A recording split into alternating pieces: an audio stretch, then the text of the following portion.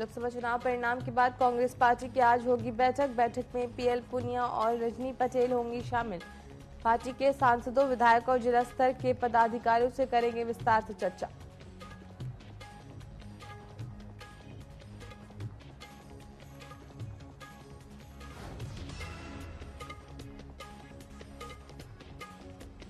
मसूरी में स्वास्थ्य मंत्री डॉक्टर धन सिंह रावत का उप जिला चिकित्सालय में किया औचक निरीक्षण। प्रदेश में डेंगू से निपटने के लिए स्वास्थ्य विभाग पूरी तरह से तैयार, स्थापित किए गए डेंगू के वार्ड।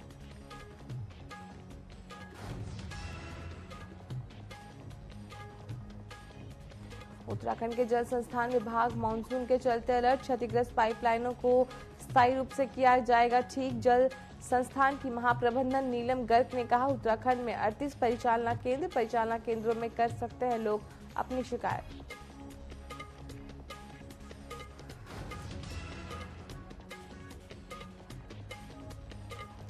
उत्तराखंड के पौड़ी में नशे की हालत में स्कूल शिक्षक का वीडियो सोशल मीडिया पर जमकर वायरल। ग्रामीणों ने शिक्षक पर लगाया नशे की हालत में स्कूल आने का आरोप। राजकीय पूर्व माध्यमिक विद्यालय राणाकोट स्कूल का पूरा मामला।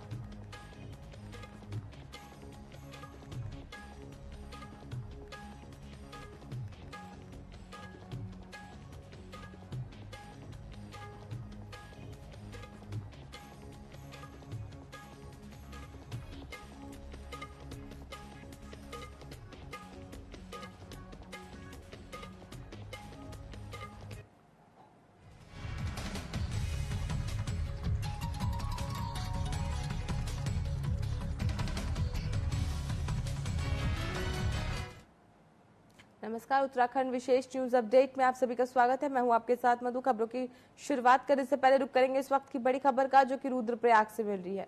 रुद्रप्रयाग से बड़ी खबर आपको बता दें, जहां केदारनाथ हाईवे के सौड़ी में आया भारी मलबा।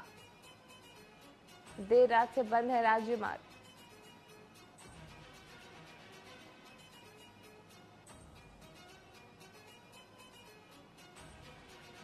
मार्ग खोलने के लिए सुबह से नहीं पहुंची कोई मशीन। बड़ी खबर रुद्रप्रयाग से आपको बता रहे, जहां देर रात भारी बारिश के कारण बंद हो गया था राज्य मार्ग। उत्तराखंड के रुद्रप्रयाग से बड़ी खबर आपको बता रहे, राजमार्ग पर फंसे हैं सैकड़ों वाहन। देर रात से ही राज्य मार्ग बंद है। बड़ी खबर रुद्रप्रयाग से आपको बता रहे, जहां पर केदारनाथ हाईवे के सौड़ी में आया भारी मलबा। देर रात से राज्य मार्ग बंद है।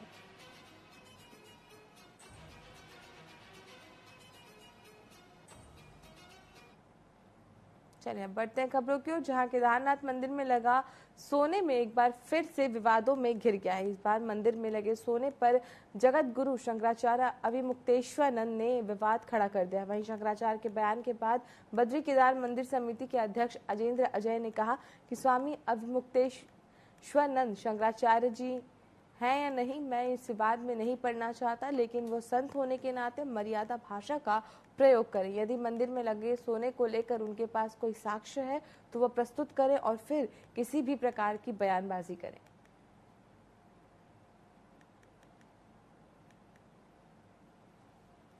मैं मंदिर समिति के सीईओ जो है उनसे ये पूछना चाहता हूँ कि 22, 23 और 23, 24 में जो सोने का प्रकरण यहाँ पर वो किया गया मंदिर समिति के द्वारा, जो 228 किलो सोना और जिसकी 523 प्लेटें बनवाई गई, वो सोना कहाँ गया। पूर्व में भी हमने सोने का विरोध किया था। बार बार शंकराचार्य स्वामी जी उठा रहे हैं उस प्रकरण को। हमने यहाँ के 30 पुरुष ने पूर्व में भी उस प्रकरण को उठाया था कि इस तरह जो है हमारे मंदिर के साथ अनावश्यक छेड़खानी नहीं की जाए। अभी उनका एक बयान आया है कि केदारनाथ में सोना चोरी को लेकर के मैं स्वामी अविमुक्तेश्वरानंद जी से अनुरोध करूंगा कि अगर उनके पास कोई तथ्य हैं तो तथ्य सामने लाएं और वो किसी सक्षम अथॉरिटी के पास जाएं, जांच करने के लिए अनुरोध करें, हाईकोर्ट में जाएं, सुप्रीम कोर्ट में जाएं, जनहित याचिका लगाएं, जांच की मांग करें अगर उनके पास में कोई तथ्य हैं। केवल सनसनी पैदा करने के लिए, विरोध करने के लिए और कांग्रेस के एजेंडे को आगे बढ़ाने के लिए स्वामी अविमुक्तेश्वरानंद जी को ऐसा बयान नहीं देना चाहिए। कल मुक्तेश्वरानंद सरस्वती महाराज जी ने, जो कि बीकेटीसी पे 228 किलो सोने का आरोप लगाया है। निश्चित रूप से कांग्रेस सरकार भी विगत एक साल से इस मांग को उठाती जा रही है, लेकिन भाजपा सरकार के कानों के अंदर जूं तक नहीं रेंग रही है। अभी तक उन्होंने उस पर कोई फैसला नहीं है, न ही इसमें कोई जांच कमेटी बिठाई गई है। अब जगह जगह इनके चमचे, चाहे बीकेटीसी अध्यक्ष हों, अपने अपने बयानबाजी दे रहे हैं। यहां तक कि उन्होंने शंकराचार्य पर भी उंगली उठाई है कि वो शंकराचार्य हैं या नहीं हैं। ये इनको जो सनातन धर्म के पाठ पढ़ाने वाली बात करते हैं और भाजपा के लोग जो अपने आप को सनातनी कहते हैं, इनको अभी तक ये पता नहीं है कि किस पीठ के शंकराचार्य हैं वो। दिल्ली में केदारनाथ मंदिर के निर्माण को लेकर उत्तराखंड में लगातार विरोध जारी है। तीर्थ पुरोहितों से लेकर आम जनता तक लगातार इसे लेकर सरकार पर हमलावर है। वहीं अब बद्री केदार मंदिर समिति के अध्यक्ष अजेंद्र अजय के बयान पर सियासत गर्मा गई है। दरअसल उनका कहना है कि ज्योतिर्मठ के शंकराचार्य स्वामी एक संत से ज्यादा एक कुशल राजनीतिज्ञ हैं। इतनी प्रेस कॉन्फ्रेंस तो देश के नेता नहीं करते जितनी शंकराचार्य जी करते हैं। वहीं उन्होंने शंकराचार्य को लेकर कांग्रेस के मुद्दों को जोर देने की बात कही है।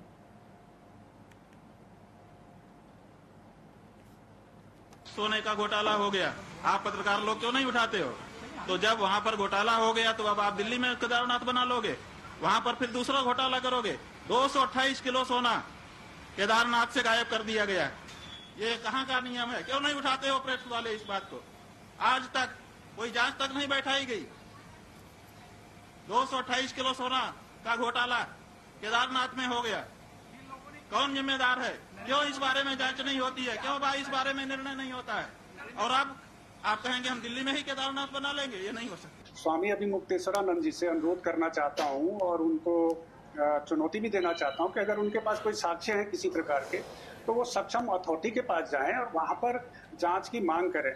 और उसके अलावा क्योंकि वो कई बार जाते भी रहते हैं, जनहित याचिकाएं भी दाखिल करते रहते हैं, तो वो जाएं, हाई कोर्ट में जाएं, सुप्रीम कोर्ट में जाएं और वहां पर जनहित याचिका दाखिल करें और जांच की मांग करें। तो वो उनको किसने रोका है अगर उनके पास साक्ष्य हैं? उधम सिंह नगर में जिले में लगातार अपराध का ग्राफ बढ़ता जा रहा है। अपराधी बेखौफ होकर आपराधिक घटनाओं को अंजाम दे रहे हैं। बीती रात एक युवक से आपसी कहासुनी के बाद हुए विवाद के चलते करीब 7 से 8 बदमाश तलवार, लाठी और तमंचे से लैस होकर रुद्रपुर के भुनारानी पहुंचे, जिसके बाद वो लड़के को ढूंढते हैं, लेकिन जब वो लड़का नहीं मिलता तो बदमाशों ने गांव के अलग अलग जगहों पर फायरिंग कर दी। जिसके बाद भुनारानी के नवनिर्मित पार्षद मोहन खड़े ने घटना की सूचना पुलिस को दी, लेकिन जब तक पुलिस वहां पहुंचती बदमाश मौके से फरार हो गए थे।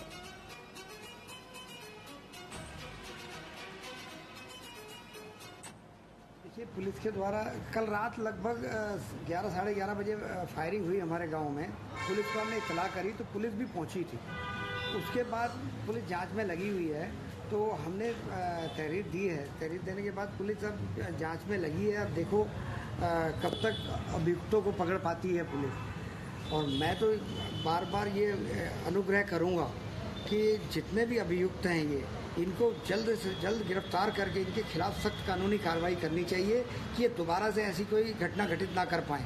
व्यक्ति के द्वारा, महिला द्वारा एक तहरीर दी गई है, उसमें पीड़ित से जानकारी की है घटना के बारे में और तहरीर हमें प्राप्त हो गई है। उस पर हम लोग विधिक कार्रवाई इसमें अमल में ला रहे हैं और जिन लोगों ने भी ये घटना कारित की है उनके संबंध में भी सीसीटीवी फुटेज कुछ हमें प्राप्त हुआ है। स्थानीय लोगों से भी हम जानकारी कर रहे हैं। इनका आपस में भी कोई पुराना विवाद है दोनों पक्षों का, उसकी भी जानकारी कर रहे हैं। तो जो भी तथ्य आते हैं सामने, उसके आधार पर इसमें विधिक कार्रवाई की जाएगी। देखिए, पुलिस पौड़ी के कोट ब्लॉक में शिक्षक के नशे की हालत में स्कूल आने संबंधित वीडियो सोशल मीडिया पर वायरल हो रहा है, जहां ग्रामीणों ने शिक्षक पर नशे की हालत में स्कूल आने का आरोप लगाया है। वहीं वायरल वीडियो का संज्ञान लेते हुए डीएम ने सीईओ को जांच कर जल्द रिपोर्ट प्रस्तुत करने के निर्देश दिए। उसी दौरान उन्होंने कहा कि शिक्षक का शराब पीना निराशाजनक है, कार्यवाही जारी है।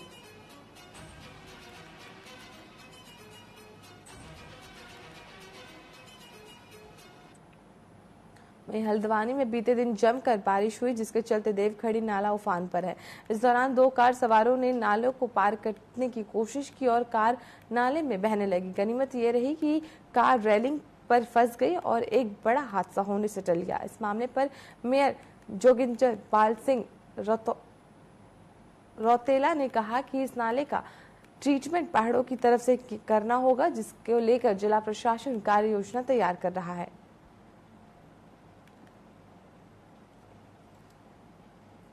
बहुत दिक्कत होती है, बरसात में पानी आ जाती है, बच्चे हैं छोटे छोटे, बाई चांस हम सोए हैं कभी अंदर ही घुस जाए तो आफती है पानी की। और कितने लोग तो इसमें बह भी गए हैं। देखो सुबह क्या हुआ, सुबह हुआ क्या था, आया 2:30-3 बजे बारिश हुई है ये, और उसके बाद ही पानी का बहाव ज्यादा ही था यहाँ, और उसका गाड़ी आई है तो 2 गाड़ियां फंसी गई थी, मगर कोई नहीं आया यहाँ पर देखने, कोई नहीं आता है कि ये नाला सही कर दें। डाट बंद है, आगे से भी पीछे से भी कोई कुछ नहीं कर रहा है यहाँ पे। इंतजाम के लिए लॉन्ग टर्म प्लान बनाना पड़ेगा, और वर्तमान में मेरे नाले को पहाड़ से हम लोगों को ट्रीटमेंट करना पड़ेगा। फॉरेस्ट डिपार्टमेंट के ही द्वारा इसका ट्रीटमेंट किया जाएगा।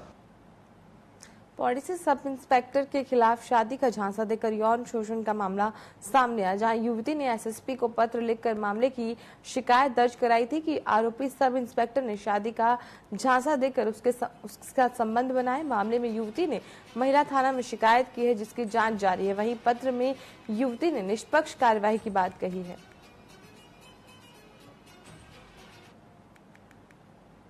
एक महिला के द्वारा हमारे पास शिकायत दी गई है, जिसमें उन्होंने एक हमारे सब इंस्पेक्टर के विरुद्ध उत्पीड़न के आरोप लगाए हैं, जिसमें हम लोगों के द्वारा अभी जांच की जा रही है। ये जांच हमारे सीओ सदर पौड़ी को दी गई है, और अभी महिला के साथ और उनके परिजनों के साथ जो है हमारे संपर्क किए जा रहे हैं, और जो भी जांच है, जांच के आधार पर हम लोग कार्रवाई करेंगे।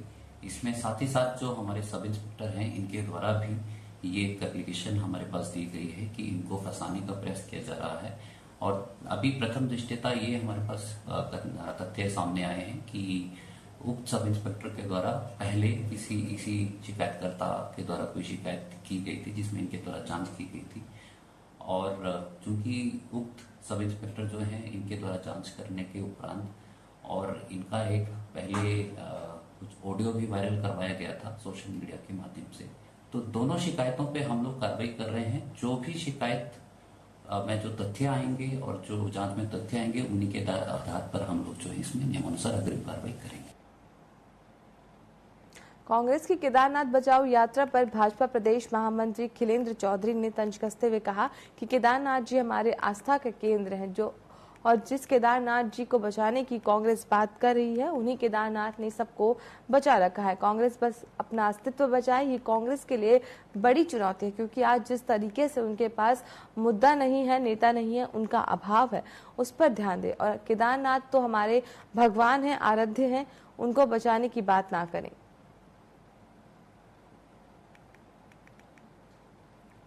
देखिए, केदारनाथ जी हमारे आस्था के केंद्र है, और केदारनाथ जी को बचाने की कांग्रेस क्या बात करेगी। केदारनाथ जी ने ही सबको बचा रखा है, और कांग्रेस अपना अस्तित्व बचाए, ये कांग्रेस के लिए बड़ी चुनौती है, क्योंकि आज जिस तरीके से उनके पास मुद्दा नहीं है, नेता नहीं है, उनका अभाव है, वो उस पर ध्यान दें। उत्तराखंड के स्वास्थ्य मंत्री ने उप जिला अस्पताल मसूरी का औचक निरीक्षण किया। इस दौरान उन्होंने अस्पतालों में मरीजों को मुहैया कराई जा रही सुविधाओं की जानकारी ली, साथ ही डॉक्टर और स्टाफ को मिलने वाली व्यवस्थाएं भी जांची। इसके अलावा उन्होंने अस्पताल में तमाम उपकरणों की जांच भी की। डेंगू से निपटने के लिए डेंगू वार्ड बनाने के निर्देश दिए। वहीं हाल ही में अस्पताल में 50 बेड है, जिसमें जरूरत पड़ने पर बढ़ाए जाने की बात कही। सोचा कि यहाँ के उप जिला चिकित्सालय को जरूर देख के आऊँ, तो कुल मिला के यहाँ पे डॉक्टर भी पर्याप्त मात्रा में हैं। अब स्टाफ नर्स भी हमने पूरे प्रदेश में 1500 स्टाफ नर्सों को भेजा है। अब टेक्नीशियन भी हमने सभी जगह भेज दिए हैं, और यहाँ पे एक्सरे की मशीन भी है, सीटी स्कैन मशीन भी है, अल्ट्रासाउंड की मशीन भी है, और डेंगू के लिए भी हमने हर जिला चिकित्सालय उप जिला चिकित्सालय में अलग से वार्ड बना दिए हैं, ताकि अगर कोई भी मरीज आएगा तो उनके अलग से व्यवस्था हो जाए। यहाँ पे हमारे जो माननीय विधायक जी हैं और अब हमारे कैबिनेट मंत्री हैं गणेश जोशी जी, उन्होंने काफ़ी दिन से मुझसे आग्रह किया था कि यहाँ पे डॉक्टरों के लिए अलग से आवास बनने चाहिए, क्योंकि यहाँ पे पुराना हॉस्पिटल था अंग्रेजों के ज़माने का।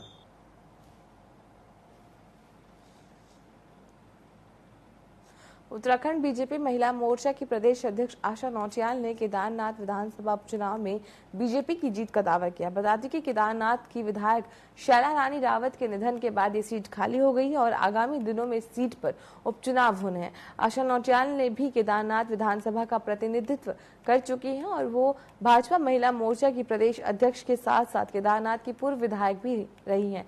टिकट को लेकर उन्होंने कहा कि ये पार्टी नेतृत्व तय कर लेगा। केदारनाथ विधानसभा में है, वहाँ पर कई जगह रोडों के काम चल रहे हैं, PMGSY के काम चल रहे हैं और विकास कार्य अपनी गति पर बहुत तेजी से वहाँ पे चल रहे हैं। तो निश्चित तौर पर वहाँ पर खाली हुई है और ये संगठन का काम है। संगठन जो भी तय करेगा उस पर सभी लोग काम करेंगे, एकजुट होकर काम करेंगे। और केदारनाथ विधानसभा में हमारी विधायक माननीय शैला रानी जी थी, तो निश्चित तौर पर भारतीय जनता पार्टी वहाँ पर विजय हासिल करेगी। लोकसभा चुनाव में कांग्रेस को जिन राज्यों में चुनाव परिणाम पार्टी की अपेक्षाकृत नहीं रहा, उन राज्यों में कांग्रेस बैठक करी। इसी कड़ी में उत्तराखंड में 18 तारीख को कांग्रेस के पर्यवेक्षक PL पुनिया और रजनी पाटिल आ रही हैं। दोनों नेता 18 से 20 तारीख तक यहां पर पार्टी के सांसदों, विधायकों, पूर्व विधायकों से लेकर ब्लॉक और जिला स्तर के पदाधिकारियों से विस्तार से चर्चा करेंगे। जो भी सुझाव आएंगे उसको केंद्रीय नेतृत्व को भेजा जाएगा। इसके साथ ही सरकार को कैसे घेरना है, इन बातों पर भी चर्चा की जाएगी।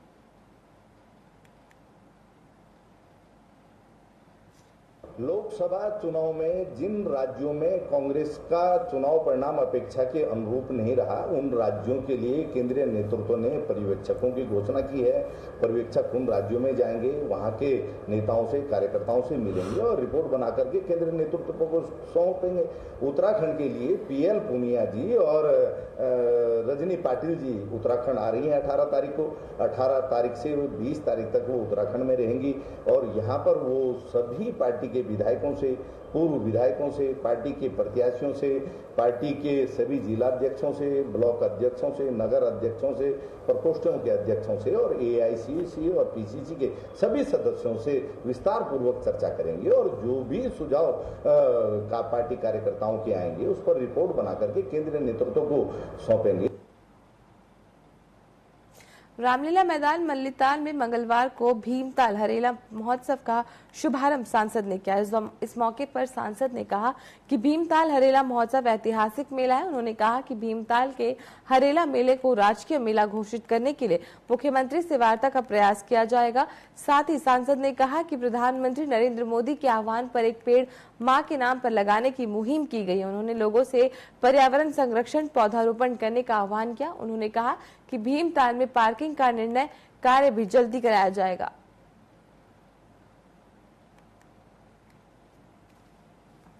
हमारे पूर्वजों ने, हम ये कह सकते हैं, वो अच्छी तरह से विज्ञान को जानते थे कि पर्यावरण को सुरक्षित रखने से क्या क्या लाभ होते हैं। जो बात आज विज्ञान कह रहा है, ये सदियों पहले हमारे पूर्वजों ने कह दी थी। सावन का महीना शुरू होते ही हरियाली का त्योहार हरेला अलग अलग जगहों पर अलग अलग नामों से जाना जाता है। धरती हरी भरी रहे, नए पेड़ पौधे लगाएं और ऑक्सीजनदार पौधे लगाएं जो पूरे वातावरण की कार्बन डाइऑक्साइड को सोखते हों और ऑक्सीजन जिनसे निकलती हो, जो गंदगी सोखते हों और शुद्ध वायु देते हों। क्योंकि अगर ऑक्सीजन नहीं है, शुद्ध पर्यावरण नहीं है चारों तरफ, तो जीवन का अंत निश्चित है। न्यूज अपडेट में फिलहाल के लिए इतना ही। आप बने रहें TV 24 के साथ। नमस्कार।